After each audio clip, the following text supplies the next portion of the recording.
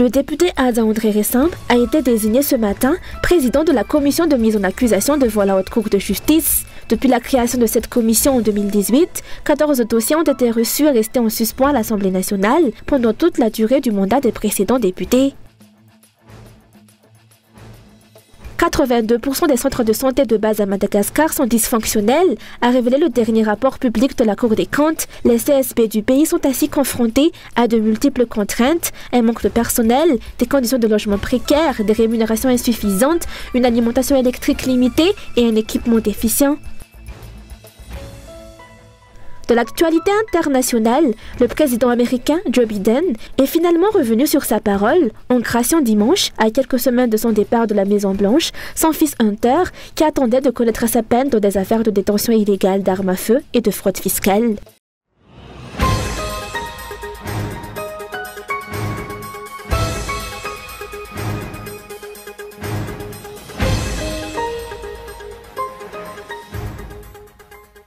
Le député de Mourndave, Ada André Ressimbe, a été désigné président de la commission de mise en accusation de hauts fonctionnaires devant la Haute Cour de justice, ou ACJ.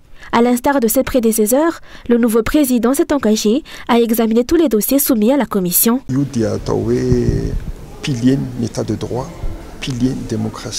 C'est le pilier de l'état de droit et de la démocratie. Les responsables politiques, non seulement dans notre pays mais à travers le monde, ont pris des engagements. Ainsi, lorsqu'on respecte la démocratie, comme nous le faisons, il est impératif de respecter toutes les lois, y compris celles qui régissent la HCJ.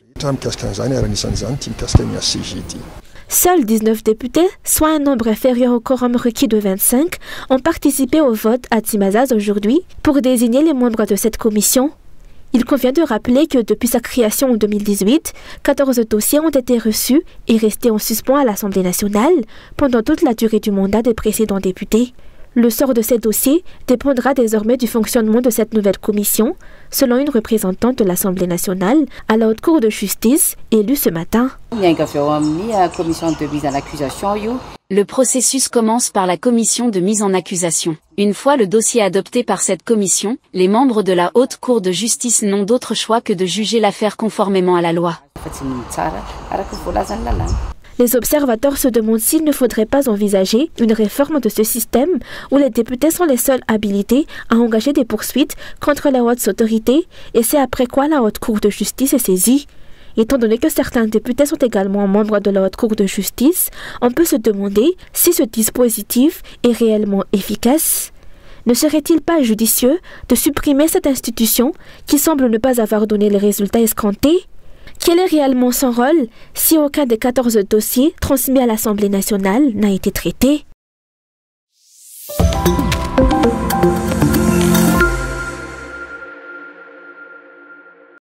82% des centres de santé de base à Madagascar sont dysfonctionnels, a révélé le dernier rapport public de la Cour des comptes. Parmi les 820 centres recensés, situés pour la plupart dans des zones difficiles d'accès, la majorité est sous-équipée et incapable de fournir des soins de santé adéquats à la population. Conformément aux normes établies et compte tenu des financements alloués, ces centres devraient être dotés d'un personnel médical complet. Pour un CSP2, cela inclut un médecin, 2 aides-soignants, des infirmiers et sages-femmes. Un CSP1, quant à lui, devrait disposer d'un médecin et de 2 aides-soignants, dont l'un doit être sage-femme. Les résultats de l'audit de la Cour des comptes révèlent un écart considérable entre les normes requises et la réalité du terrain.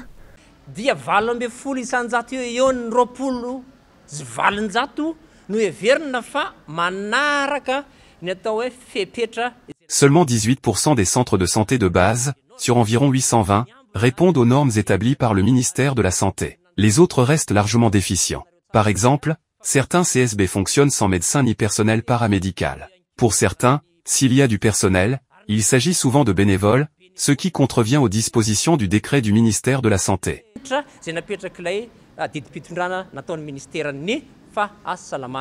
En plus des normes relatives au personnel médical, les standards concernant les logements destinés au personnel sont également largement bafoués. De nombreux employés des centres de santé ne bénéficient pas d'un logement et ceux qui en disposent vivent dans des conditions précaires. Certains bâtiments dits aux normes construits par les dirigeants méritent d'être salués. Cependant, ces infrastructures n'ont pas encore été inaugurées officiellement, ce qui empêche leur utilisation. En effet, ces locaux sont restés inutilisés pendant 4 ans en attendant cette inauguration. On craint désormais que ces infrastructures ne se détériorent, faute d'être exploitées.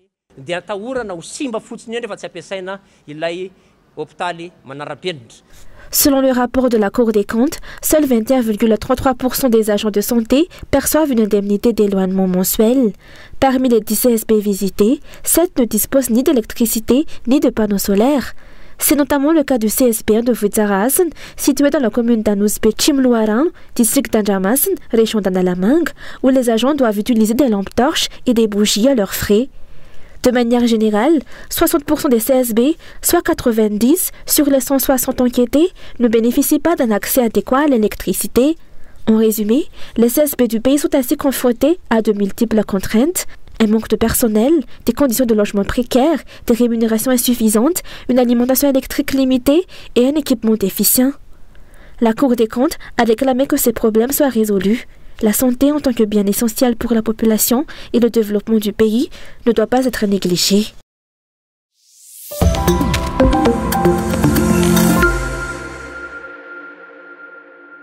Le budget alloué au ministère des Travaux publics dans le projet de loi de finances initiale 2025 a connu une augmentation de 163,1% par rapport à la loi de finances rectificative 2024, atteignant ainsi 781,6 milliards d'ariage. Cette hausse substantielle est principalement due à la construction de l'autoroute Atalanajif-Thomasen. La société civile CCOC s'interroge sur le modèle de financement approprié pour un tel projet d'infrastructure. Doit-elle être entièrement supportée par l'État ou nécessiter des partenariats publics-privés? Les travaux de construction de cette autoroute ne devraient pas être lancés sans étude d'impact environnemental approfondie. Efa nametraka communiqué zay eto amin'ny firaisamonim-pirenena manontany hoe aiza tsara ny étude environnementale. Concernant le projet d'autoroute, les membres de la société civile ont déjà publié un communiqué portant sur le permis environnemental. Le ministère de l'Environnement nous a reçus et a expliqué que l'étude d'impact environnemental serait réalisée pour chaque tranche du projet. Cependant, que se passera-t-il si une étude révèle un problème nécessitant l'arrêt des travaux? Que fera-t-on de l'argent public déjà engagé? Voilà l'une des questions que nous posons.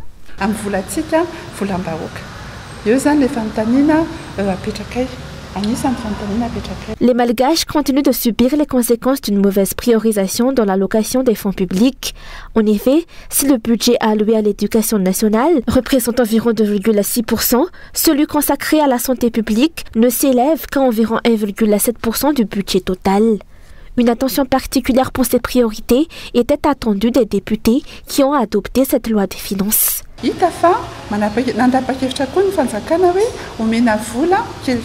Nous avons constaté que les autorités ont décidé d'allouer une somme conséquente, dépassant les 20 milliards d'ariard, à des secteurs tels que l'artisanat. Parmi les projets envisagés figure la création d'un village artisanal, ainsi que la poursuite de la construction de gymnases et de piscines olympiques. Mais ces initiatives répondent-elles aux priorités actuelles? Nos inquiétudes demeurent face à ce qui semble être une avancée aveugle du gouvernement. D'où vient ce projet de village artisanal? Quelles études ont été menées pour le justifier? Quelle stratégie sous-tend sa mise en œuvre? Et où sont les consultations ou échanges qui auraient dû précéder ces décisions? Aizani études, aizani stratégie, aizani fifamtini, fifanakaluza kefta mombanzay. 118 députés sur 163 ont adopté ce projet de loi à l'Assemblée nationale. Un projet adopté sans amendement, malgré les réserves et les alertes émises par la société civile concernant certains points à revoir. Bien que l'on prenne le développement du capital humain, il semble que cette priorité ne soit pas véritablement partagée par les dirigeants et les élus qui ont adopté ce texte.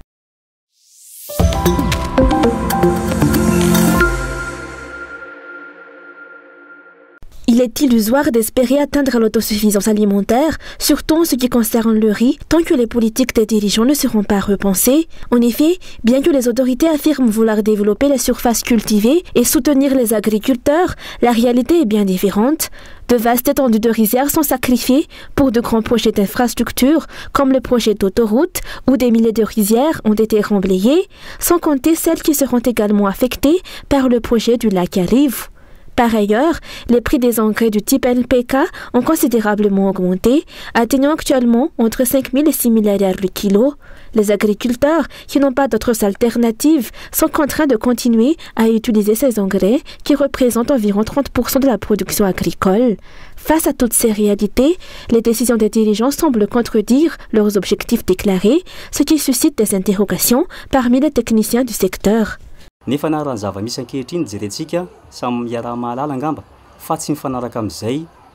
constatons tous que les projets réalisés par les autorités actuelles ne correspondent pas aux objectifs qu'elles se sont fixés. Par exemple, les remblayages effectués pour la réalisation de projets comme celui de l'autoroute sont en contradiction avec leur projet d'élargir les surfaces cultivables. Comment, dans ce contexte, espérer augmenter la production de riz? Face à l'objectif d'autosuffisance alimentaire, il est impératif que les autorités définissent des objectifs clairs et alignent toutes leurs actions en conséquence.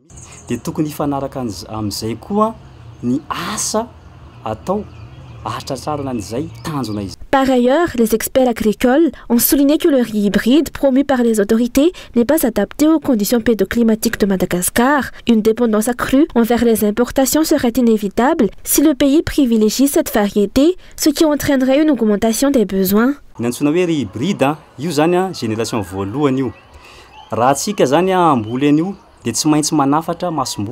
riz hybride est une première génération, et si nous souhaitons le cultiver, nous devons importer des semences, car l'autoproduction ou l'autosemence n'est pas possible.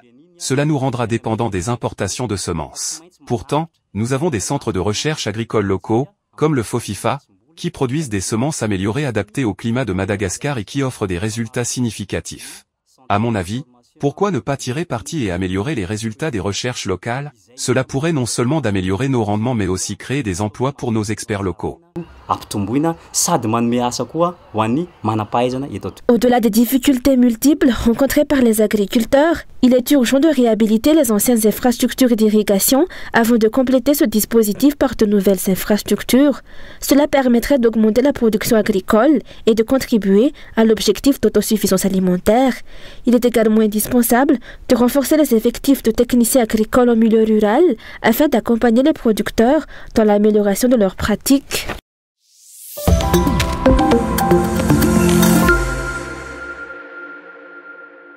Des actes visant à manipuler les élections se déroulent actuellement dans plusieurs quartiers de la capitale et de ses environs. À moins de 10 jours des élections communales, a dénoncé le député du 5e arrondissement.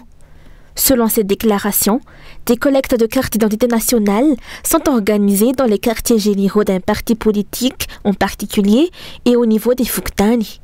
En échange d'une somme d'argent, les citoyens seraient incités à voter pour les candidats soutenus par le pouvoir en place. Pour ce député, cela témoigne d'une volonté du régime de s'accrocher au pouvoir à tout prix, au détriment de l'organisation d'élections libres, transparentes et acceptées de tous. Des promesses de distribution d'argent allant jusqu'à 250 voire 300 000 $ auraient été faites dans les Funkuntan, tels que Swavimaswandu, Analamaïs et Andressour. Les citoyens sont sollicités pour recevoir ces sommes en échange d'une photocopie de leur carte d'identité nationale, généralement déposée dans les quartiers généraux du parti au pouvoir ou au niveau des Funkuntan. Tout cela s'inscrit dans une stratégie. Le député du 5e arrondissement a souligné que seuls les alliés du régime en place disposent de l'influence nécessaire pour distribuer de l'argent et mobiliser les citoyens au niveau des Fuktani. S'ils parviennent à intervenir auprès des Funkuntan, c'est uniquement grâce au soutien des dirigeants. Ce n'est pas l'opposition qui dispose pas de tels moyens. Posez donc la question aux autorités.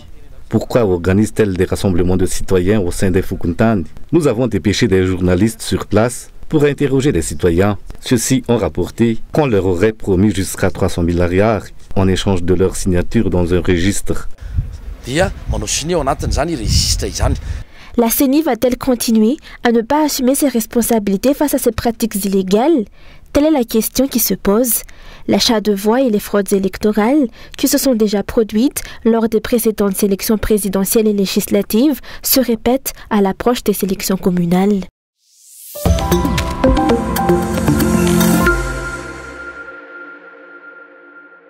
Suite à la rupture du pont d'Ifas à Bilumbe hier, les véhicules reliant Antananarivo à Adzaranan et vice-versa ont dû procéder hier à un transbordement pour permettre aux passagers de poursuivre leur voyage, ont rapporté les responsables de la gare routière Makiandutapinak.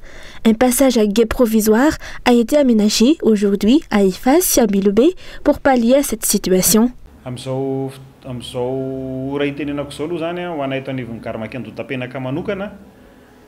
Pour la gare Maki d'Andutapinak, nous avons encore des véhicules bloqués à Ifas.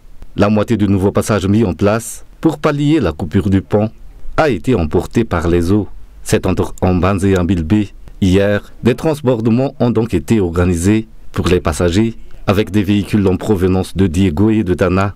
Les voyageurs ont dû traverser une partie du trajet en barque.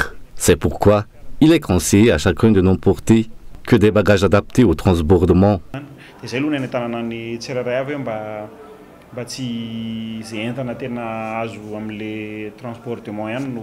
De telles coupures au milieu de routes nationales engendrent une augmentation des coûts pour les voyageurs et des pertes financières pour les transporteurs, selon les explications.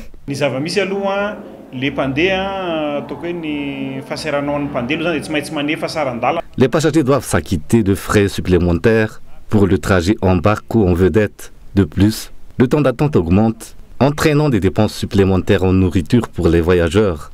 Pour les transporteurs, une telle situation génère des pertes car ils ne peuvent pas reprendre immédiatement leur trajet et doivent faire face à des coûts imprévus pour gérer cette situation.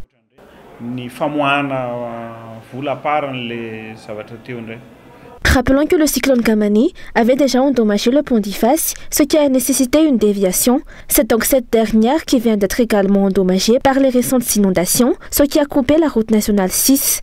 Bien qu'un pont provisoire ait été construit aujourd'hui, sa durabilité, surtout en cette saison des pluies, est incertaine.